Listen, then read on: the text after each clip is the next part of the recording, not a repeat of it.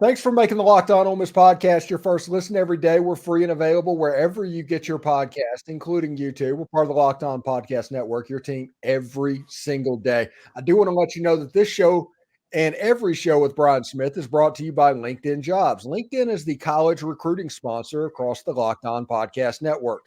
LinkedIn Jobs helps you find the qualified candidates you want to talk to faster and for free. Post your job for free at LinkedIn Jobs. LinkedIn.com/LockedOnCollege. Terms and conditions apply. I'm Stephen Willis alongside Brian Smith, and we're going to talk a little recruiting and maybe the weekend that is today, actually, it being Saturday morning, that is college football. How you doing, Brian? Doing well, sir. How about yourself? I am doing quite well. Now, we were sitting here talking about this visit list, and we've been going over it off the air. But the main thing I'm noticing right now is the Caleb Odom talk is starting to get real again. The tight end out of, I think, Carrollton, Georgia.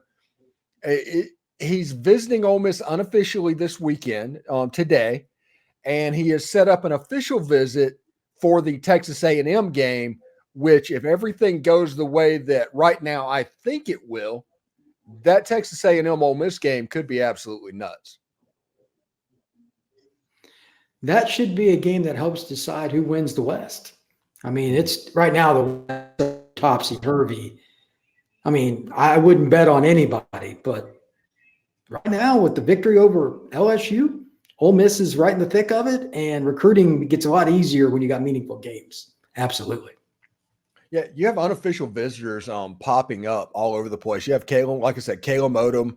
You have Cam Franklin's going to be in town again. Jeffrey Rush, Raji Dennis, which his nickname on Twitter is the Roadrunner, by the way. He has a little Mike Wallace in his game. Caleb Cunningham, the 2025, is going to be there. The only official visit is Cam Clark. I think he's a defensive lineman out of Tennessee. But it's a fairly impressive list of people visiting Oxford this weekend. If you can get kids like that to campus consistently, obviously it's going to benefit your program.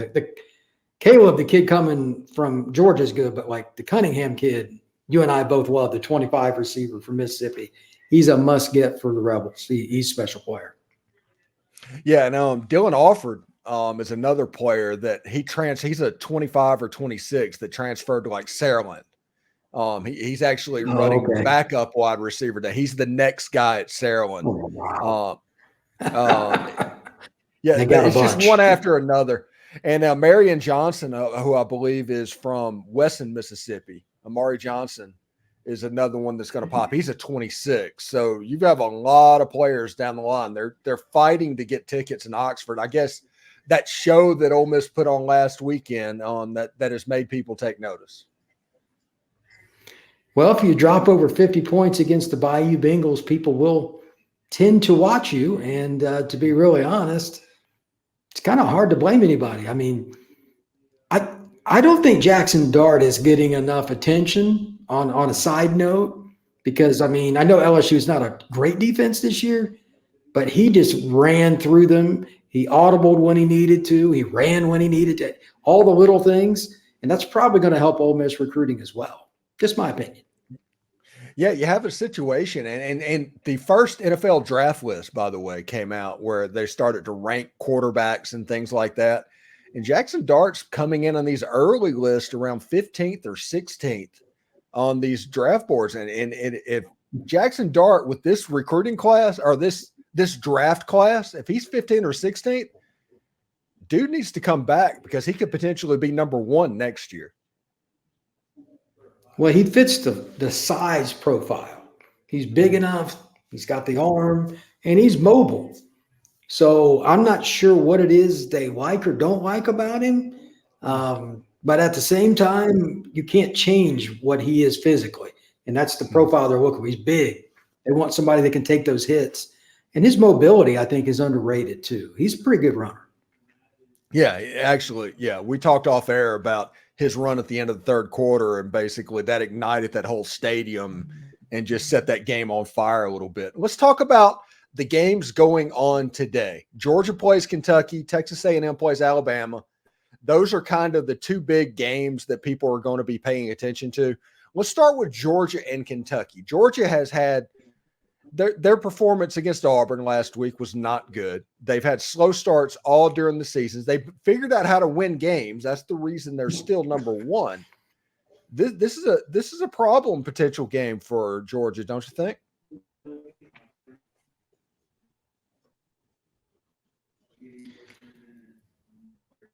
Is exactly right now. And quite frankly, I just don't think they're all that. They're talent, and I'm not sure that they're a team that can really get it done when they have to. Brock Bowers to save you every week. You can't rely on comebacks on the road.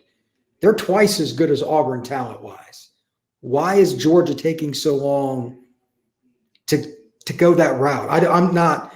Maybe it's complacency, but that's something you got to give Kirby credit. He talked about that in preseason. It's like, this is a new team. What you did last year doesn't matter. But I'm starting to wonder if some of the Bulldog players that were reading all the press and all the things that were being said about all the positives, because they just don't look like they're that interested. I've watched several games. I have not seen them coming out of the gate looking, not one time. Yeah. And the other game that everybody's going to pay attention to is Texas A&M and Alabama. And it's a game that A&M is kind of a 2.5-point dog, 3.5-point dog, depending on where you look at it. And I mean, when I watch these two teams play, it's kind of like a wrong team favored type deal. Well, A&M's at home. We both know what a difficult place to play Kyle Field is. They have nothing to lose because they're playing Alabama. The media and the people in Las Vegas always favor Alabama. But at the same time, they've had some success against them recently. And I wouldn't be surprised if that happened again this year.